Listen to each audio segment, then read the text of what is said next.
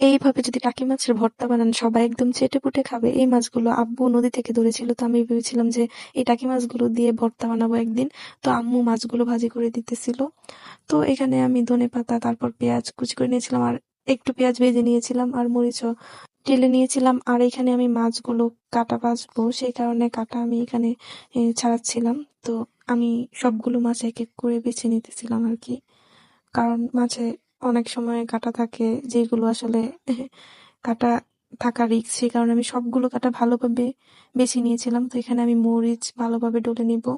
তো মরিচগুলো আমি এখানে ভেঙে নিয়েছি, তারপর আমি ভাজা পেঁয়াজ তারপর কাঁচা পেঁয়াজটাও দিয়ে দিতেছিলাম। তারপর এখানে আমি একটু পরিমাণ মতো লবণ দিয়ে দিব। তো লবণ দিয়ে আমি সবগুলো উপকরণ ভালোভাবে মিক্স করে নিতেছি প্রথমে পেঁয়াজগুলো। তারপর আমি সরিষার তেল দিয়ে দিতেছিলাম পরিমাণ মতো।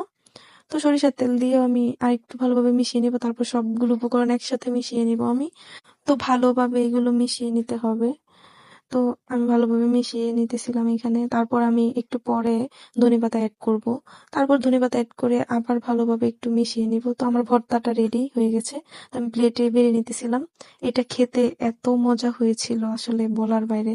তো আপনারা ওইভাবে বাসায় ট্রাই করতে পারেন।